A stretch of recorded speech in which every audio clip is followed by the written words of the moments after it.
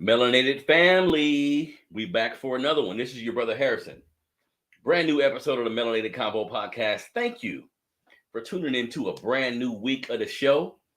I decided to bring my homeboy back. You know what I mean? Me and my homeboy did a show maybe two to 3 weeks ago. It was exciting. It was fun. And this is my day one homeboy. You know what I mean? So it makes it easier to talk about a lot of this shit when my dude is sitting right next to me. But let's get it popping, man. Thank you for tuning into a brand new episode of the Melanated Convo podcast family. Do me a favor, like button, subscribe. I don't know if you like listening to podcasts on YouTube or if you prefer the audio space. Either way, subscribe to the Melanated Convo on YouTube. It's actually the Melanated Convo on YouTube. Or if you listen to a podcast audio version like my dude do, like Spotify, Apple Podcasts, Overcast, all of these platforms, the Melanated Convo podcast. Find the show on those platforms. Like, subscribe, leave a comment. Let us know the type of conversation you want to hear. Interact with us, family. Like chop it up with me and I'll get back at you. You feel me? Also, make sure you cop the new gear. The gear's been going fast, man.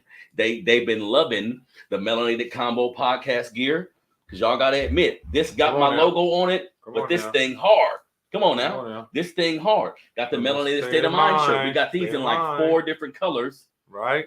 Rock with your boy. If you want to order a shirt, family, please hit me up at Melanated Combo 100 on Instagram. DM me your size, color of the shirt. You can send an email to melanatedconvopod@gmail.com.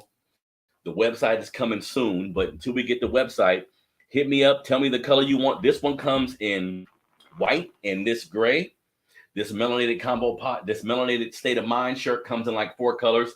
I post them on my Instagram and all my social media platforms. So tap in. We got this one in black and gray, y'all. Support the movement, family. I've been doing this show for about 2 years now.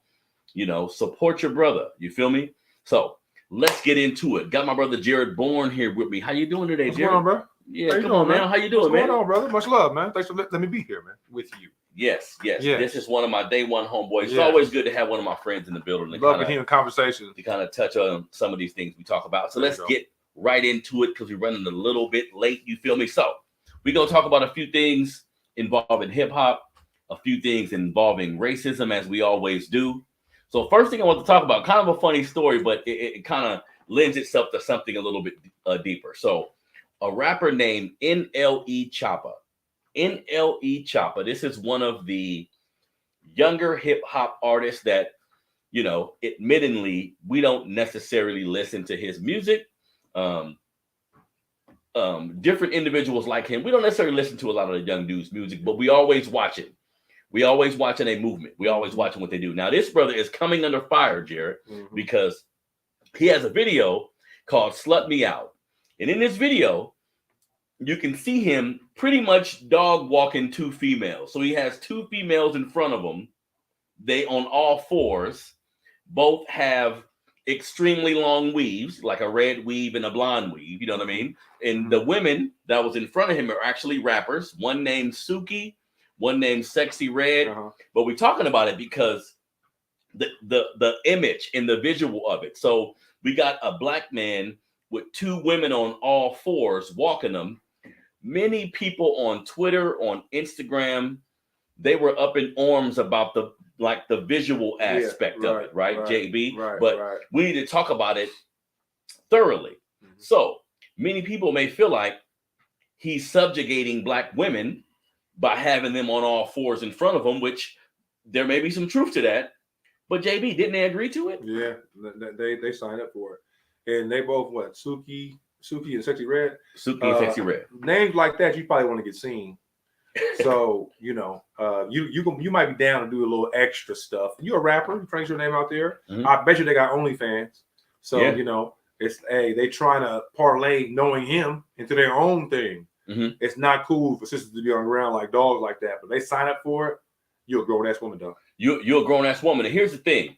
A lot of times in our society, because of what has happened to black people in general, we protect black women. which we should. Your mama, your sister, your woman, you should definitely protect Black women. Love our queen. But sometimes we get a little fucked up, in my opinion, because if a woman agrees to do something, she's agreeing to do it. That's it. You see? Because they on all fours, and this is something they all agreed to. Listen, other cultures of people take S&M and all these weird ass sexual fantasies. Other cultures of people do it. If the Black woman agrees to do some shit like this, that's their business. You see what I'm saying? Now the optics of it look kind of fucked up. I was just showing JB the picture of them being on all fours. They got long ass weaves that he holding like they goddamn horses or something, right? Well, it's horse hair. So yeah. I guess it is horse hair. Unbelievable. You know what I mean? But on Twitter, Instagram, people was giving NLE Choppa a bad rap, saying he's disregarding Black women, he's disrespecting Black women. Look, family, they agreed to it, and me and JB just watched the video. It's called "Slut Me Out." Like, look at the goddamn name of the video. It's called "Slut Me Out." It's hella graphic. Yeah, it's hella nasty. It's more about him being a whore than anybody else. And we, at this age, don't necessarily listen to hip hop that comes off like that. But you know, I got respect for that brother. And he's been getting a lot of backlash because on Instagram and Twitter and vocally he expresses like Black pride. He has pride in Black people. Educate me about this. He knows our history. Okay. He knows our history. So he speaks about Black history on his platform. And many people was like, wait a minute. How you speaking about Black history and knowledge of self, but you degrading women this? Come on now. I think really, JB, this is like the dichotomy of humans. Yeah, we can be completely with our movement. We can be completely with our movement. We love our women. We love our history. But the nigga name is NLE Choppa. I don't know what the NLE means, but Choppa means, you know, that thing. That But as far as NLE, I'm not sure what that means. Me neither. I'm not sure what that means, but I don't know about his consciousness, bro. I don't know what's going on with the guy. You know, I just know about this video and saying "slut me out" and whatnot. And as you watch the video, it's more about his horrorism than him dogging some women out. Yeah, it's about how he feels about himself and about how he on the menu. Yeah, and the media and social media can take small pieces of things and make it something bigger, and that could have been the case here. But the visual of what this brother was doing got him in a lot of trouble, and we got to look at it from both ways, y'all, because sometimes our women, and I gotta say this, like, we need to, as men, put ourselves in the best position to protect Black women, but women gotta be accountable too. If I see a man get accused of doing something to a woman, my first thing I think is always, well, did they agree to it? Because if we talking R. Kelly, we talking other individuals, I'm gonna be honest, sometimes it looks like a woman may agree to something, and then when backlash comes, when negative press comes, they treat the situation a little bit differently, and that part ain't cool. So if NLE Choppa and these women agreed to allow him to degrade them this way, that's their agreement. But JB, what I was thinking too, we got a larger issue with hip hop. Like this is one incident we're looking at, but in general, hip hop has continually went on like a negative, like a downward spiral. You know what I mean? Well, you know that's where, you know, me and you always talk about hip hop versus rap, which hip hop is the father to the common rap song that you might hear nowadays. But hip hop and rap could be different things. Yeah. Whereas hip hop is higher infinite power, helping our people. Rap is whatever is trap rap, is stripper rap, is killing rap, it's what they corporate conglomerate rap. Yeah, okay. It's that poppy ass radio rap. It's that corny anthem ass rap. There's so many different rap has been pimped out, commercialized. The foundation of hip hop, I feel like, is the holy grail of it. It's like the Bible. It's like the book. You know what I'm saying? I won't say the Bible. Everybody ain't down with that, but no, I know. I feel what you know what I'm saying. But I don't think hip hop is to blame. I think that rap and the tentacles that hip hop has put out onto the planet and people have hijacked and pimped out and commercialized for their own liking is the issue more than the root of what it really is. Because hip hop is a tree, and these branches go everywhere now. Yeah, and I think, and what I was gonna say, JB, I think hip hop at times is just a reflection of the society that we live in. Yeah, like shit has been progressively getting worse on all fronts. Whether not even a race thing, just looking at the economics of the world we live in, looking at how we continually vote in presidents that a lot of people aren't sure of. Like the same problems we were facing in the 60s, 50s, and 70s, we facing now in hip hop once it became so popularized and so commercially viable. Once corporations get involved, once people who don't look like us get involved, it's sure enough some foul shit that's gonna take place. And you know, I love my hip hop, but there's a lot of hijacked rap. You know, that's why I feel like it's like hijacked rap. Like they've made it, they weaponized rap. Yeah, hip hop is pure. Rap has been weaponized against the creators of it. Yeah, you know what I mean. Like we can't allow that to happen because it's ours. Yeah, you know what I mean. But it's been wow. The way it is now, though, it's been chopped and screwed so much. You know what I'm saying? But it's still ours, though. We still made this shit. It's still ours, and I'm of the understanding that me being 40-something-year-old man, I love hip hop still, and I can find what I want. Love it. Like if you don't like trap rap, if you don't like the shit that be on the radio, if you don't like the simple vibe-based hip hop that's available now, you can find some cuts. All the artists we grew up listening to, damn, they're still making music. So sometimes it's up to the fan to do the research, to go on Tidal or Spotify, whatever you fucking with. You can find conscious rap, you can find vibe rap, you can find rappers who don't cuss, you can find Christian rap. So I'm not blaming it completely on hip hop, because as fans, we need to be more cognizant of what we're consuming. You don't need to feed your soul with just any old food, right? There we go. You want to get some good stuff. Yeah. You know what I mean? To give you some sustenance. Yeah. You know what I mean? But you got to look for this, y'all. Like, you got to care a little bit more. Yeah. Don't just listen to what they're telling you. You see signs for McDonald's and Burger King. Ain't no lettuce signs. You ever seen a sign advertising a salad? Think about that. You ever seen a big ass Carl's Jr. billboard with a delicious ass salad on it? But you can get 1,000 nuggets for $10. You can get 1,000 nuggets. Come on. Sometime more. I'm like, what the fuck did I be thinking, JB? What the fuck is a chicken nugget? What's a nugget? What is that made part of? The chicken is the nugget. You see? So you feeding your soul is you feeding your soul. And what you intake, what you hear is important. Like people don't realize that the vibration in the music, JB, I'm getting more keen to understanding. Absolutely. It's been so many like street rappers or street people who will say, when I was finna go do the stupidest shit in my life, I was listening to gangster rap. When I was finna go make the biggest mistake of my life, I was listening to 50 Cent, or I was listening to. We got to be cognizant. Whatever mood you in, you can find that music for that. You can find it. But I personally like to start my day with my oldies, and then I go from there and build to a little bit something more of a faster pace. But that's how I start my day with my old school, and that kind of sets me right personally. But that's me. But JB, we got to realize old school, because I was talking to my son about this. I'm listening to early 2000s hip hop.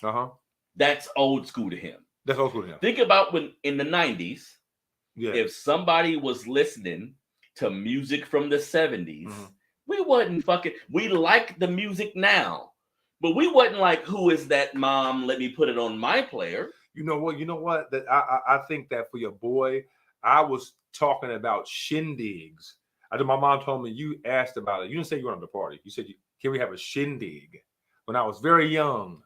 I always got a little bit of an old and that's a word that they use. That's an old school word. I always loved old Frankie Beverly and the Maze. My mom used to listen to a lot of older stuff. So I would love listening to it. Then I go search it for myself. Now I am. But when I was younger, I just heard it and appreciated it. And it stuck with me, though. Yeah, it seemed like now it's a lot different. Like the access to everything. Yeah. Like because whatever you think of, you listen to it. Young people have access to everything going on. They become very dismissive. Yes. Because everything is at their hand. Think about it. When we was younger, we had to go buy the album. Stuff was actually special to us. We had to go buy the album. Once you buy the album, it's a tape. You got to pop that thing in. If you want to know who produced something, If you want to know what the fuck's going on in the album, you gotta read. You gotta read it. You can talk to Shazam or Siri now. Now you can ask the internet who wrote the song. Hit a button and scream. You see? And they'll tell you. We look at the internet and social media and all of the technological ways that we're moving forward in society. All of this has a positive and a negative to it. In the negative, to everything that's like technologically advanced, it seeps itself into hip hop. It seeps itself into the educational system. Every part of our society. So I don't get too down on the young rappers or the young people because they're doing the same thing we did. They're rebelling, looking at everything that's going on. They're rebelling. They're just doing it their way. You see what I'm saying? But if you are a parent and you don't like certain types of hip hop, or you want to remove your kids from being able to listen to it, that's on you, but you got to educate your children, JB. That's what I think. The newer hip hop, what we listened to in the 90s, early 2000s, the 80s even, don't you think kids can benefit from being taught about these things? Absolutely. You can use music as a cautionary tale, or you can use it as an anthem to go do something. Yeah. So it's about the way you look at it and about the people around you bigging up the music that you're listening to. A lot of this music nowadays is very, very negative, sad, and it's abysmal. There's a certain level of self-hate and all type of stuff in this music. I'm not saying all of it. I'm saying some of this music. Some of it. And it's a vibe. It's a vibration. And I'm realizing. You know, and you tear yourself down the more you listen to this kind of music. Yeah. So, just uplift yourself. Because I ain't calling nobody out. Because there's certain music that I might like that other people might not like themselves. But as far as like people talking negatively about each other and their own culture, about hurting each other, that's the kind of music I don't really subscribe to. And we just getting older, I think maturity does a thing to you. Like all my black people, all my black men 30 and over, 35 and over. Yeah. Allow yourself to mature, man. If you in a situation where you listening to some shoot 'em up, bang, bang hip hop, and that shit ain't sitting right with your soul, stop listening to it. There's other things you can listen to. Fill your brain with other types of information. It's okay to expand. We come from a culture where we love this music, and some of us, this whole podcast thing, this whole listening to people talk while you drive and shit, that's new, family. A lot of us, all we had was hip hop, but sometimes, JB, I find myself like, damn, why he cussing so much? why he so vulgar? You know what I mean? Why have I been shot 5 times in the first 2 sentences of I just cut the song on. What? You already killed 10 niggas in 2 minutes. I'm like, why? Are you so violent? But see, that's maturity. And I think as we get older, you should recognize that's happening to you and go with that. Like, feed your spirit. Like, because our parents used to talk shit about the hip hop we listened to. They didn't understand it at all. Absolutely. And we got to realize in this day and age we living in now, what stuff we hearing, we like, huh? We are on the same page. Me and talk about NLE Choppa. That's what we're talking about right now. The young brother got a video where the visual of the video, he got 2 black women down on all fours, big long weaves hanging. He's getting a lot of backlash from it. Right. But we've always seen this type of thing in hip hop. Like I was saying, when our parents didn't like it, they didn't like fuck the police and the aggressiveness in the music. This has always been the case. But if we want to fix hip hop, yes, there's a corporate element that infuses itself on all the shit we do.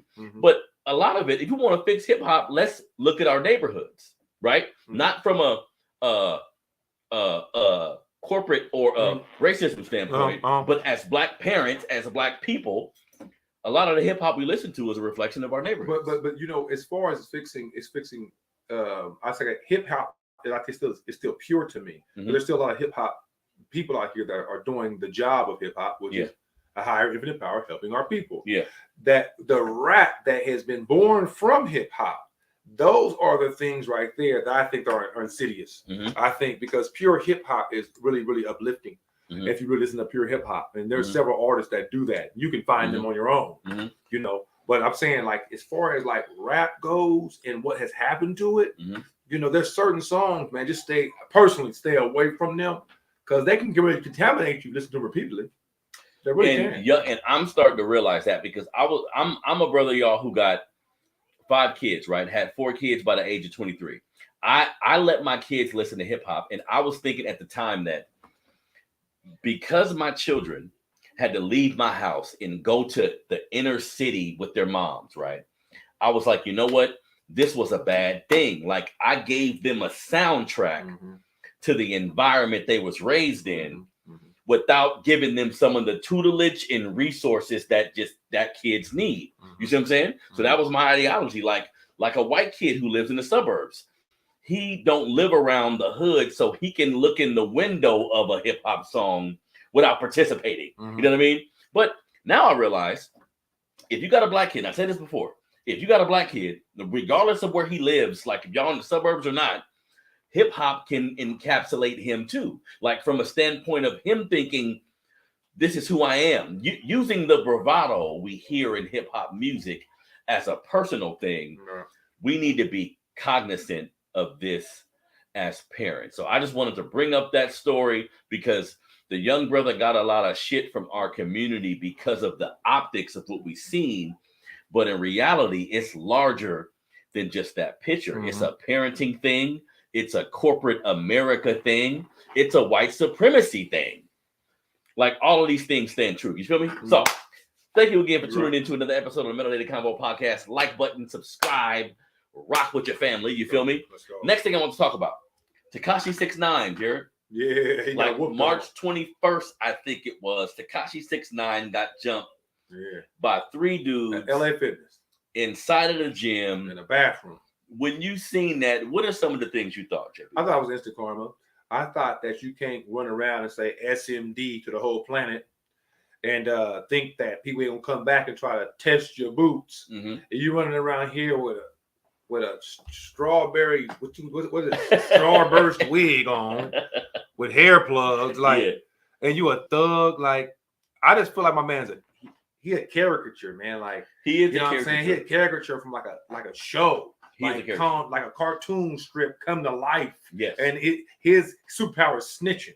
His superpower is goddamn snitching. And here's the thing. So we're in a new era now where the drug dealer used to be the coolest guy on the block.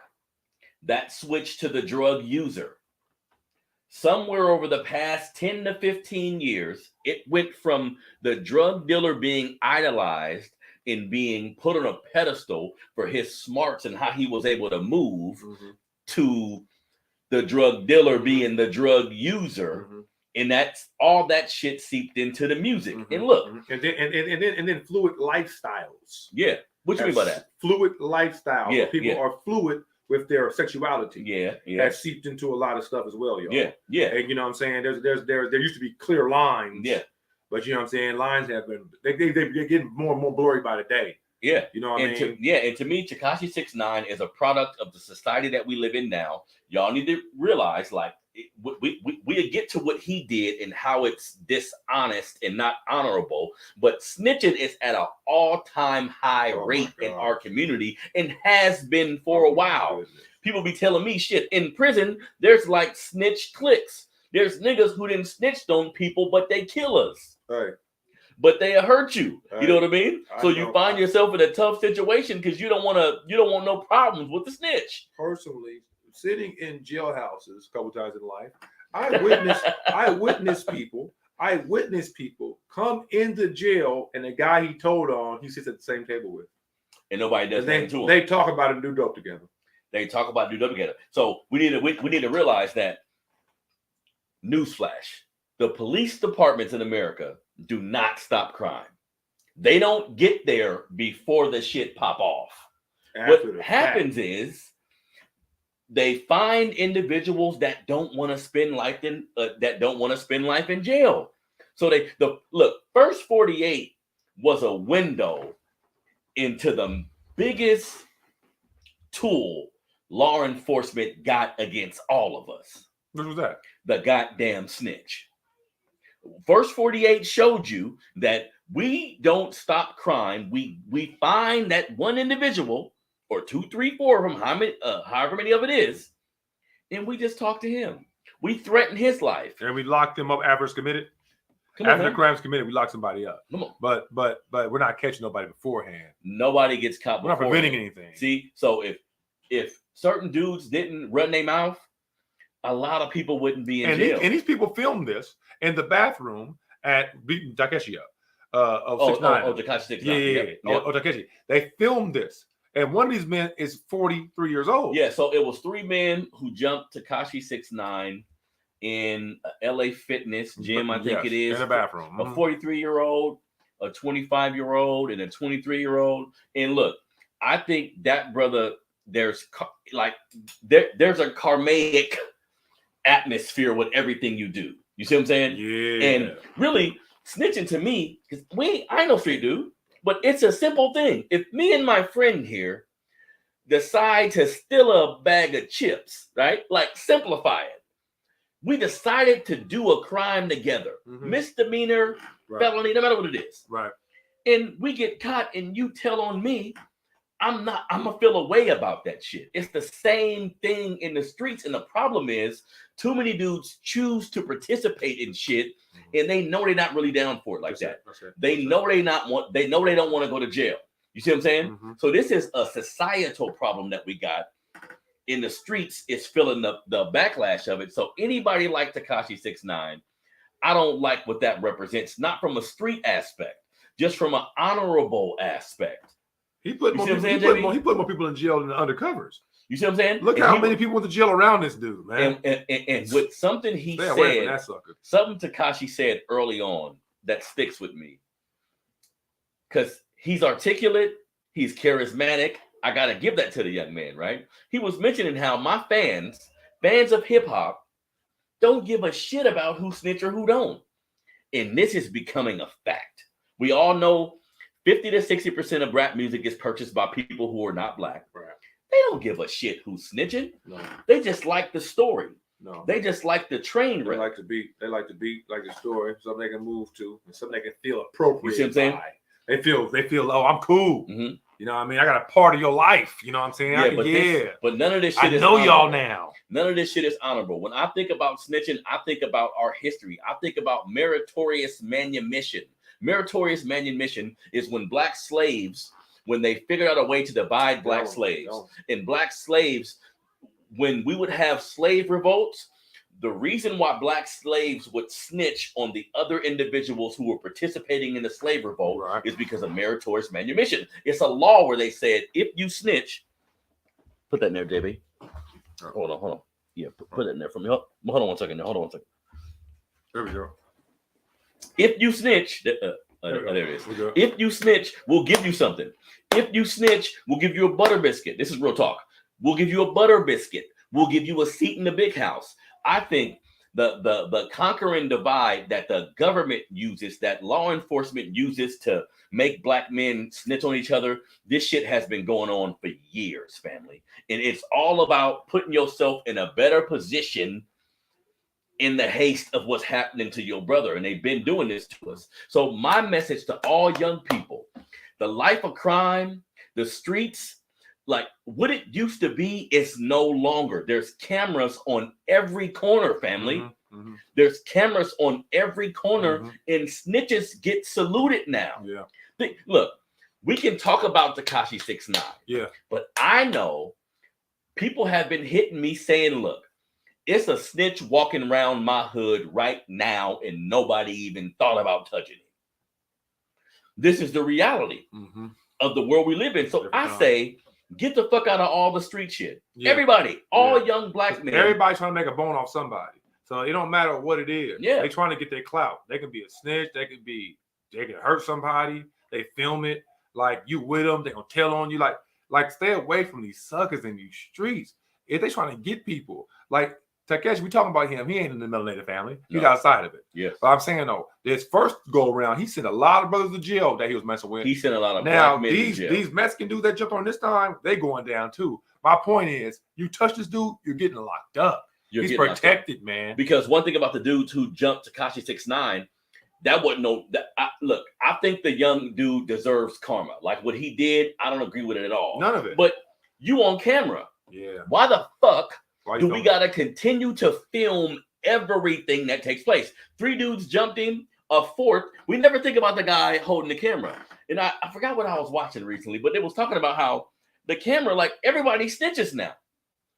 Everybody snitches. Everybody's walking around with a camera. And once you film something and you try to delete it, that shit's up there forever. It's there. You may think it's deleted, but somebody's going to grab it and send it to other people, and it is going to continue to float across the internet. You see what I'm saying? Right. So he deserved karma, but how they tried to do it, I'm not fully for that. But young men, stay out of the street. I know too many young men who, because they don't want to work, because of the peer pressure, because of the perceived coolness of street shit, they don't want to get a job. They don't want to fly right. But look, if you don't end up dying in the street, somebody gonna snitch on you.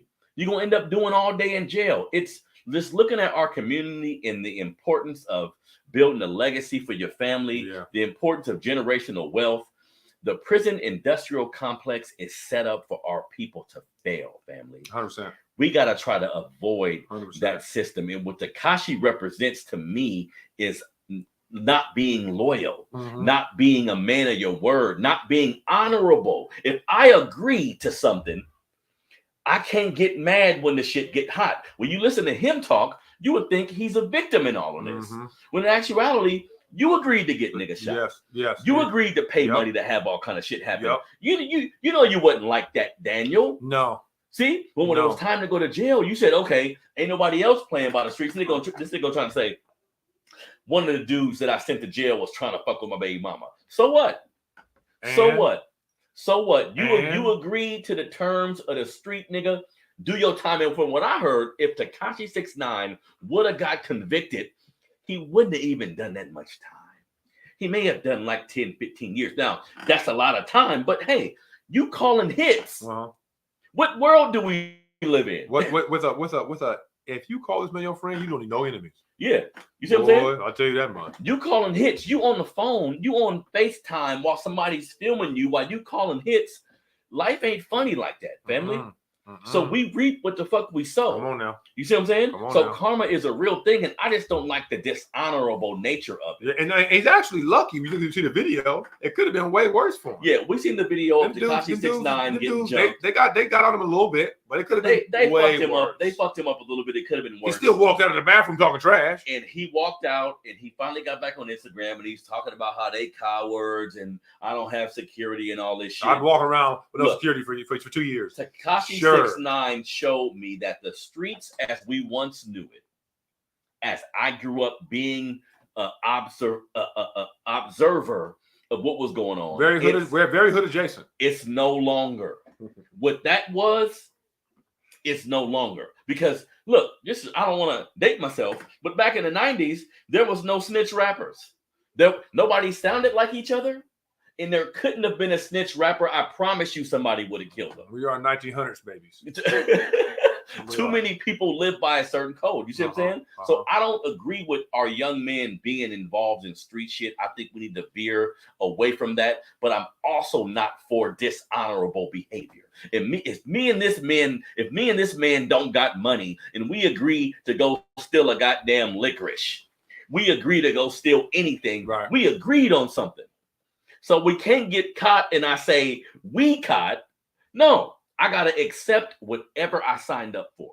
You see what I'm saying? So I've seen, like, when all of this shit has been going on with Tekashi, I've been upset about it. Like, damn, I don't wish harm on nobody, but I'm like, shit, I wish somebody make an example of this. The amount of people getting touched in these streets for doing way less than he has, man. Way less than he has. Way less. You see what I'm saying? But that shows that the internet has a outrage that we see as real. And look, I love what I do, but the internet's not real to a degree. Motherfuckers can be online talking about who they hate, what they think they don't like, but you see somebody that's different. Yeah. You see what I'm saying? Yeah. So, man, look, young men, stay out of the street, man. Don't stand by no sucker shit. It's about being a man. No street shit involved in it, but it's about being a man. Be honorable. Like, stand up for your friends. Protect your friends. Don't agree to do a crime and then tell them a motherfucker. In what world do we just do random crimes? And if you stay on the right side of stuff, you ain't got to worry about none of that. If you stay on the right side of stuff, because look, Daniel Hernandez, Tekashi 6ix9ine was no gangster. No. Regular kid growing up. See, we got to look at how hip hop and the influx of all this bullshit that be going on. Yeah. You see what I'm saying? Right. Like again, I'm looking at my own children and I'm thinking, damn, JB, how much was hip hop an influential part in them doing stupid shit? Yeah. You see what I'm saying? Once again, it's like the soundtrack to negative, ignorant fucking behavior. If you still in packs, the damn tentacles of rap, man. Yeah, they have went a lot of places. It's quite a rabbit hole when you get into what rap is, but at the same time, it's an art form. You don't have to digest it and go try to act it out either. Yeah, you don't have to. You know what I'm saying? You don't have to do that. But here's the thing, parents, if you got a black child growing up in the hood, and this is something I know for a fact, if your black child grew up in the hood, talk to him about the music he listened to. He can internalize the music and it can become one of the same. Mm-hmm. He can hear the music and it can become a soundtrack to the bullshit he got planned for tomorrow.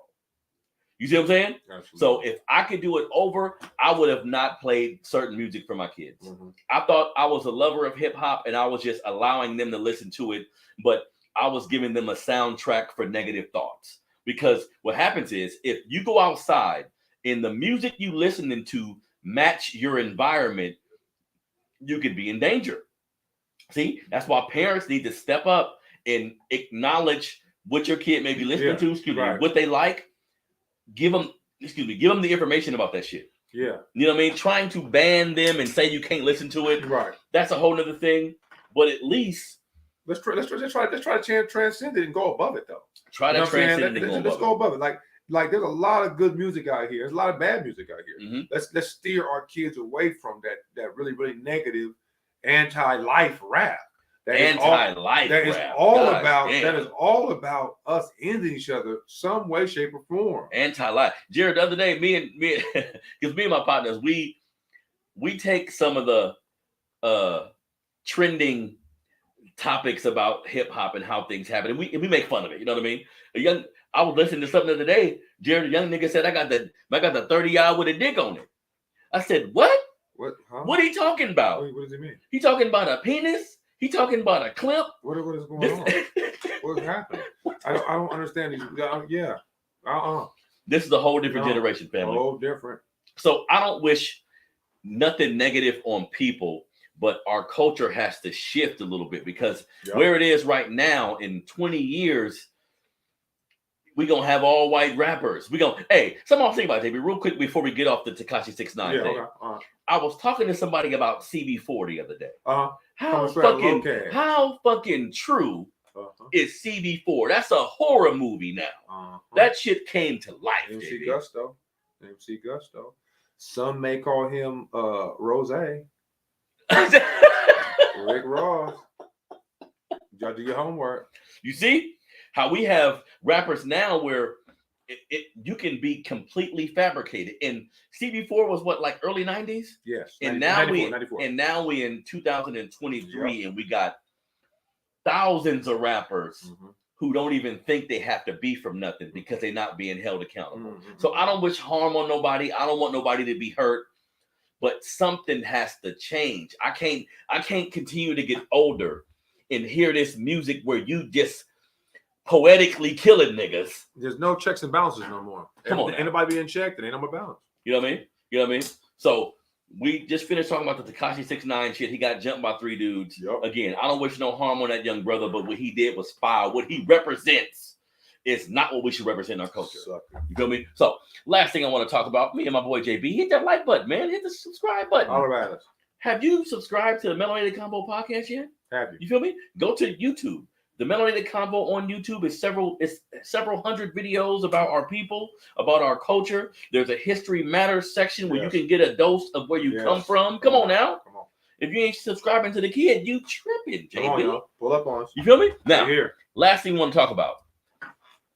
The Louisiana girls basketball team just finished playing in the championship against Iowa. Yes. My boy watched the game. I didn't get an opportunity to watch the game. But man, this selective outrage that we got to continue to contend with, right? Because Angel Reese is the black sister's name. She balled. Star for LSU. From what I understand, she was balling in the championship game, right? She was balling all year. She get most double doubles in Angel Reese, to my understanding, is a black woman from the neighborhoods we come from who could be considered hood. Mm-hmm. And she's also a junior. Her mother had the same name, which is pretty cool. What is hood? Sometimes just black. Sometimes just talk with slang. Sometimes just being unapologetic, and they'll call you hood. So the end of the game is brewing down. She knows she about to win. She began to, gesture a little bit. Right here, John Cena. She began to gesture a bit. She put her hand on her finger, right? So I'm getting sick and tired. I'm better than y'all. Y'all lost to me. I'm getting sick and tired of this humble shit. Like every time we do something, you gotta be humble. Accept your win. Be quiet. Why the fuck we gotta be quiet? Mm-hmm. This is how we express ourselves. Mm-hmm. Y'all like the hip hop though, right? Mm-hmm. Y'all like the fashion. Y'all like how we put our feet in shit and y'all copy it. We started this loud shit in the Playing the Dozens. This is all a part of it. This is what we do. But here's the caveat, JB.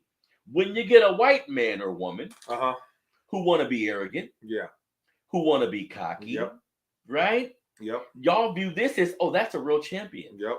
Oh, they're hardworking. Yep. See, these double standards gotta fucking stop. Keith Olbermann. Fuck you, homie. Hey, come on now, fuck you, homie. You called this young black girl a fucking idiot? Really? Because you almost 60 years old. She's proud of herself. You almost 60 years old. You called this black girl a fucking idiot. Did it finish you that much? Did it finish you that much? Because she celebrated in the way she celebrated. But Caitlin, what's the girl name? Caitlin Clark. Yeah. This player young white girl, great fucking player. Let's keep it real. Right. She can ball. Open.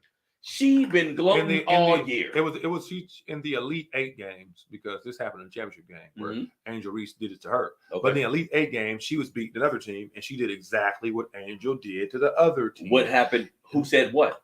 Everybody said Caitlin has moxie and she has swagger. Moxie. And she's a winner. And they moved on. Now Angel did it to Caitlin. Now it's a problem. Now you're a nigger. Let's understand something though. Caitlin has a problem with this. She's a competitor. She's a competitor. This is her and her. Like, these are two basketball players going at it. They're gonna have a long career against each other in WNBA. Okay, they're gonna be playing for a long time against each other. They're fine. What's sad is the rest of the planet telling this young black girl how to celebrate her first championship in LSU history. She just made history. Instead of talking about what LSU just did, we're talking about the First Lady, Dr. Jill Biden, inviting both these teams to the White House. Never in history has the loser been invited to the White House. Yeah, but before we get to that, JP, okay. I'm tired of the shut up and dribble shit. I'm tired of, you want my black swag when it comes to fashion. When I'm in the arena going for 40 and it's all fucking white folks in this arena. Oh, you want it then, right? Oh, dance and fight for us. Dance and fight. Dance, nigga, dance. Dance. Make me some music. Jigaboo. Make some music and dance. I don't really care what you think. But look, because Keith Olbermann is a respected commentator in our culture, right? For this elderly white man to look at a 19, 20-year-old fucking black girl and call her a fucking idiot. Call her that. For celebrating the way she felt like celebrating. So and giving back the same energy. Give back the same energy that the same this girl. So what are you really saying to somebody else? What are you really saying about our culture? What are you saying? When it was Keith Olbermann, it's if you look online, several thousands of people were very mad. Always want us to be humble. We're very mad. Stop that shit. That's not who we are, family. We're very mad about it. That's not who we are. A lot of us is fucking ex-slaves. We didn't been through a whole bunch of shit. Our melanin, God's on earth, baby. Our melanin gives us a frequency y'all don't even know about. So yeah, sometimes we glow. Because think about this, JB. Every very successful black athlete who whoops your ass and then say, yeah, haha, I did that. What's wrong with that? Nothing. John Cena created this. John Cena said you can't see me. That's John Cena. That's a wrestler. And we get one person to say, well, he stopped gloating. Well, he stopped showboating. He slammed that guy and said, you can't see me. Come on now. That's his thing. Come on now. Jake Paul. It's okay. If Jake Paul was a Negro, they would tell him calm down. This white boy be on one. He good at what he do though. I give him props. He'd have a chain on. He'd be talking shit. Do we tell him calm down? If Brett Favre was black, where would he be at? Dude. So everybody always make it a point to tell me to stop talking about race. Family. This country's based off of that. Family, the country we live in now. You can, as a black man or woman, you can duck It's hard to avoid it. You can duck your fucking head in the sand, but that's not gonna stop it. You know, if you do that, your ass will get burnt. So what you might want to do is look around you. Your ass will get burnt. See, black folks want to go along to get along. Be quiet. Shh.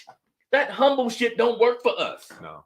Right? We wouldn't be where we at right now if black folks just shut the fuck up and did what they were supposed to do. That's right. And I like Angel Reed. Yep. She responded Yep. perfectly. She said, hey, look, I've been getting called ghetto all year. I've been getting called hood all year for just winning and being successful. Mm-hmm.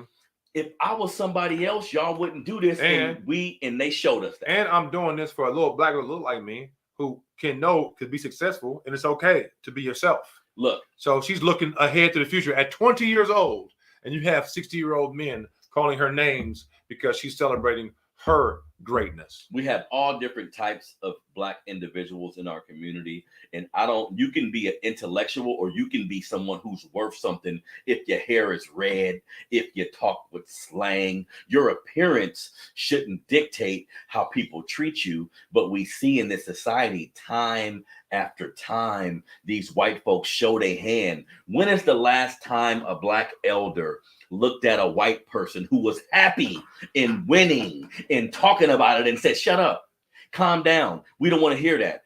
That don't happen in our culture. I gotta bring something up to everybody real fast though, y'all. I gotta say real quick. If Barack did a fraction of what Trump did. Did. 3 indictments, 3 states? Come on now. If he did any of that, where would he be at? Come on, y'all. Barack Woo! had fingers pointed in his face. Barack's an actual politician too. Like he got He got disrespected, and I think you know what I'm getting. What's his birth certificate at? What's his birth certificate? Remember that? Come on now. Don't get me started. And here's one of the biggest things. Start a topic right now. One of the things I like about Trump, he showed me how he felt about black people. You can say what you want to say, but he showed it. Like he spoke about it. I like my racists like that. Show me who the fuck you are. Be overt with it so I can know where you stand. Fuck all this covert shit. Because Keith Olbermann calling a 20-year-old black girl a fucking idiot. Yep. You should have just said fucking nigger and got it over with. You should have just said fucking nigger and got it over with. Because that's what you meant. Because you see you see their hair, you see their swag, and you guys got your fucking nerve. How about this? How about we exit your sports arena, huh? How about we remove the Negro from all athletic go back to the 1920s? Who's gonna watch it? Is that what you want to see? Who's gonna watch it? Huh? You're gonna be throwing the ball up underhand now? Who's gonna watch it? Who's gonna watch an all-white NBA? Who's gonna watch an all-white any competition? Stop the bullshit. We make things better. You want our swag and you want our energy how you want it. And that's not how it works, family. So I appreciate this young black woman having the presence of mind to get on that podium after winning that game and say, nah, I'm going to stand on this shit. See, this is what they want you to do. They want you to do something that they don't agree with. And then once it's time to talk about it, they want you to tuck your fucking tail. And how dare anybody tell these two girls how to interact with each other? They're competitors. JB said the biggest thing a little earlier that I wasn't aware of. Caitlin Clark. Caitlin said, look here. The white girl said, why y'all giving her shit? I did it to her. Look here. She said, we are players. We are competitors. It's okay. We talk trash. She won. Congratulations. She's a great player. That's what adults do. They move on. She got a bright future. When all these people telling these kids how to treat each other. In situations like this, sometimes we have to be aware of what we're watching. Some people have a problem with black folks, but because of the position they hold, because of their job, because of what's on the line, they're not gonna say it out loud. Keith Olbermann showed his card. And then he took down that tweet, but it's too late. It's already up. Quit taking down video. No, you took it down. You called her that, then you said no, my bad. And then Shaq got on his dome. You know what I mean? Hey, Shaq, sometimes he be like, yeah, But that was obvious what happened. Because he went to LSU too. But that was very personal for him. That was very personal. Oh, yeah, right. Yeah. Right. But that's a big thing in our society. A lot of times we think it's all good as black folks. Mm-hmm. You in the presence of white folks, you're doing something good. You're shaking a jig. Yeah. You're dancing. Shaking a jig.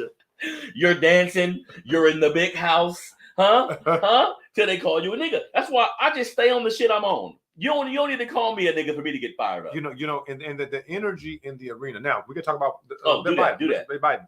So y'all. Oh yeah. We got to underline something here. It's very important. The fact of the matter is, in the history of the White House, I guess the 1800s and the 50s, something like that, it's been going on. So people been getting invited to the White House as the winners. Never in history did the losers get invited. Jill, what's her name? Jill Biden. She said the reason why she invited both because it was such a good game. They both played so hard. Last time I checked, LSU won by about dub. It wasn't a good game. Okay, like that. They got blown out. Yeah. So what are you talking about? She's seen the backlash of the black girl teasing a white girl because what white folks don't want to say, like the commonality of skin color. Sometimes they just see their niece. They see their daughter. 100%. They see their granddaughter. 100%. So they create a level of empathy based on the kid they looking at. Then they want to coddle them. Coddle them. And now we're doing consolation prizes for this championship game. The champion. We're giving like consolation trophies now? Only the champion goes to the White House. When is How fucking dare you to say losers come on down and take pictures? No. I'm a big basketball guy. Last year, I believe the Bucks lost to the Warriors. Did they both get invited to the White House? No. Keep your loser ass at home. Recalibrate for next year. Do some recruiting. Go figure it out. You lost. Go figure it out. And you're going to say, oh, they could come because they play so hard. That's not how this works. First of all, stay in your lane because obviously, Dr. Biden, this ain't your lane. You don't know nothing about what's going on around you. Mm-hmm. What you did was you jumped on a hot button issue that was already a 3 on fire and threw gasoline on it. That's what you did. And sometimes me and my sister Sonia be talking about this. White folks got such a large blind spot. She probably didn't even know that was some fuck shit. Huge. She just knew the white girl, the image of the white girl and the black girl you felt for the white child. I'm going to tell Joe to bring them both to the White House. No. And then Angel Reese on Twitter. Rolling around on the ground emojis. Rolling around on the ground laughable. Angel Reese made the best comment. She said, if both teams coming, we ain't coming. And that's how we got to be. Like, we got to be unapologetic. Because, see, this was something black folks don't realize. You think if you kowtow and tuck your tail and laugh at the black joke, they fucking with you. No. I love the fact that you put her teammates in check, too. Said, look, y'all, we ain't going. We ain't going. Because some of our teammates might have wanted to go. Now we on code. Nope, we all together. We ain't going if they're going. Because that's not fair to us. LSU, this is their first championship on this side of the basketball on sports for men and women. Their first championship ever. And then we're talking about how the president's wife hijacked their glory by bringing both teams. So we're not talking about these girls' greatness. We're talking about how the narrative is switched because of First Lady saying they should come too. Yeah. That's not the way this thing works. Because we got to be honest. I think, JB, if the star player of Iowa was another black girl, they wouldn't even be involved in this. No. And Iowa started 5 white girls. Here we go. Against LSU's. I didn't even know that, JB. But here LSU's black girls. Here we go. Yes. This is why Magic Johnson and Larry Bird was such a big rival. The biggest draw. It wasn't basketball as much as it was rugby. This was the biggest female college draw ever, y'all. Ever, y'all. I think they did 20 million views, they said. It's the biggest women's basketball. And ticket prices were highest ever for an NCAA game. And they whooped their ass. Jim saying? So we can't. Yeah. People want to ignore race. It's unfortunate. Another small part of the story too. Caitlin Clark got Player of the Year a couple of days ago, and that's for the whole season. For the whole season, oh. and Angel wanted to let people know, like, hey, you might have gave that to her a little too soon. Look what we just did to her. You know what I'm saying? So that's probably another part of it too, to say, hey man, we better than y'all. So good for her being a champion. When champion, you can gloat. You don't like it, beat them. This is because see, I'm a shrewd ass athlete, If I'm whipping your ass by 40, 20, 30, whatever, if you don't like it, stop me. I'm not going to hold back. It's a little bit. I'll have a little tact. But if I'm whipping your ass, mercy is for the weak. Are you weak? That's the question.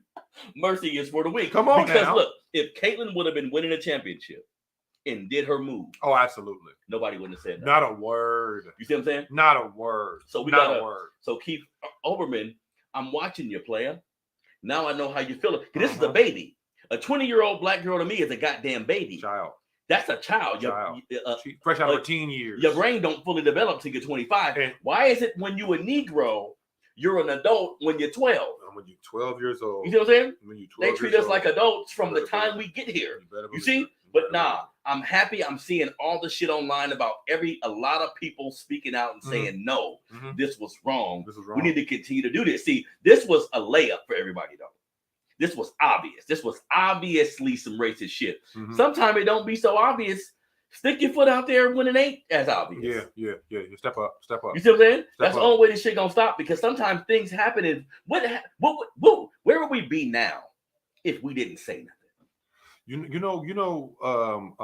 We would be way behind the bus. You know what though? Well, I like what's going on though, as far as some shifts. But I'm talking about, I'll be specific. It's with the XFL. The XFL with the Rock real quick, because I like what he's doing, providing an alternative to the NFL. And that type of thinking right there, like Ice Cube with the Big Three League, that type of thinking right there, I think kind of helps to save the culture and keeps us more inclusive in-house, because when you keep on trying to adhere to how other people see you and do this, do that, you see what happens with Kyrie or Ja or whatever like that.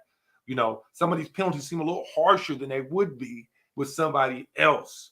Just saying, if we create our own infrastructures and make them come to us. Well, I know it's very hard when you get the best athletes getting offered multi-million-dollar contracts. Yeah. And other leagues can't do that. But why? So see, we need to realize that's, here's the caveat. I can't count on another man's pockets either.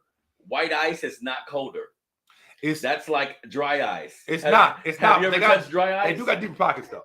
Of course. We in this country, yes. How do they get that money? Oh, the country we live in, white supremacy, like stealing from us, cotton and goddamn sugar. You know what I mean? But sometimes you gotta take the stairs. Everybody want to take the elevator. Yeah, you're right. Everybody want to get there in 2 minutes. You're right. Sometimes that shit gonna take 2 years. You know what I mean? And like, it's okay to be in business with a white corporation. Just don't let them own you. Don't let them stifle your voice. People think that they shut up and kowtow, it's gonna help them. Do you know white folks really don't respect you when they see you not down for your people? They really see you as a pawn. They're down for theirs. When they see you not down for your people, if you stand up for your people, a true white motherfucker don't respect you or get away from you. That's it. Either way, it's good for. Either way, it's good for me. You see, I'm wearing this shirt everywhere. What you gonna do? Shouts to 40. Shouts to E42 for that money he gave to Grambling, y'all. We back on. Shouts to E40 for that money he gave to Grambling too. I think he gave $1 million or $2 million. I heard about that. Yeah, and he did a show, a video called Bands about the band. Yeah, really good. So that's not getting enough pub. So I'm gonna bring it up now, y'all. Shouts to E40 for breaking that change off to to Grambling, man. Good job, Bodie. It's funny you mentioned that. Before we go, I'll also mention one of the biggest reasons why HBCUs don't flourish the way they need to is because the alma mater don't give back the way they should. Absolutely. A lot of PWIs are very profitable and flourishing because the individuals who graduate from the school come back and they give money.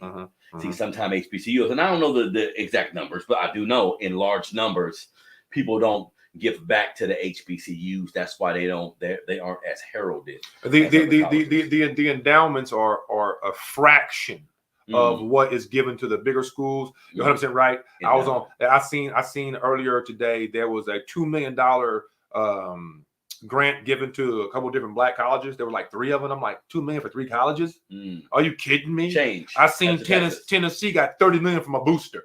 I said, what? From one person? See, are you kidding me? So that requires a bigger investment because we have to. The Deion Sanders thing put a spotlight on HBCU sports, and that was a hot moment.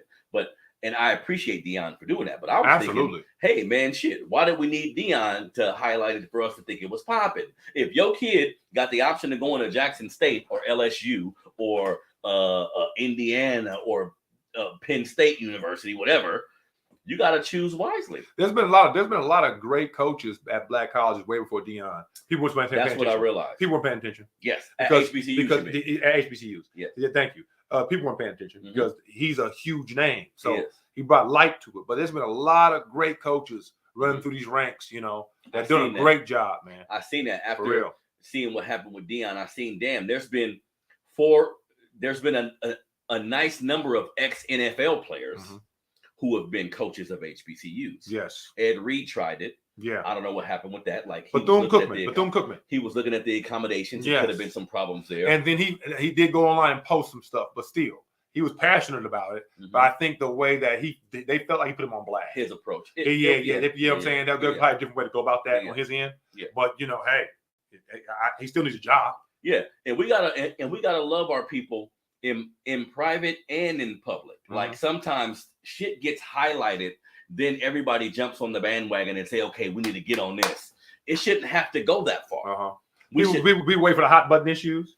You shouldn't have to do that. Yeah. We understand how important HBCUs are. Right. We understand how they're underfunded. But I've interviewed several HBCU graduates, and they say two things. Yes, you're gonna get a great black experience just being around these black people, right? Just being in this environment. But the school itself may not teach you the black history like you thought. I spoke with someone who said that, JB. Like their black history classes ain't what you would think in an HBCU. Do you know that I read a story earlier online that was saying that white students have surpassed black enrollment at HBCUs? I really hope I'm wrong about this, y'all. I really do. I hope that was a misprint, but I read it this morning and I was like, they're starting to allow them in. They're starting to allow them in. What? Yeah. Like at the PWIs, they got that on lock. Now you want to come over here too?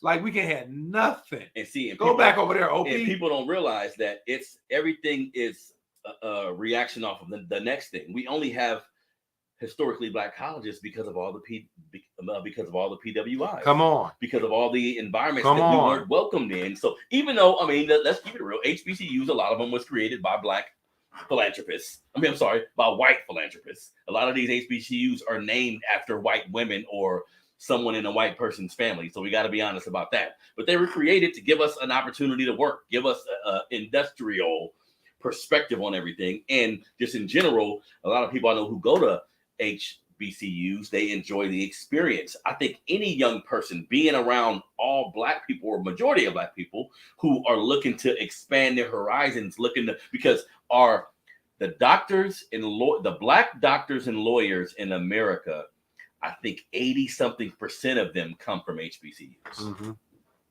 You see what I'm saying? And that's a fact. So we got to look at really what it's about, family, before we wrap it up. It's thinking about how you can love your people. You can love your people in private, meaning just your family in your house. Make sure they're solid. Make sure they know history. Make sure you love them and be there for them. That's a part of it. But being unapologetically black is how we fix all this shit, in my opinion. Like being quiet, being like allowing yourself to be stifled by your job or your environment or your spouse or whoever. All of that shit has led us to the position we're in now. And we've made some strides in this country. God knows we have, but we got a long way to go. We do. We got to be kinder to each other, y'all. We got to be kinder to each other. Like we saying, I ain't saying, go out your way, but just saying hello, being kind. I say hi to black men. If I go in the store, you know what I'm saying? We got to speak to each other. I say what's up to a black man. I ain't too hard to say what's up, brother. Because I know, look, in my mind, I'm walking in the store thinking, if the shit go down, it's me and you, player. And not more, I see you. I see you. I see you, bro. Not as a threat, but I see you, bro. I see you, bro. I'm with you. We down. We good. We good. Hey, how you doing? Yeah. Just be cordial. Let's not be scared of each other and drink the Kool-Aid people are selling about us to us.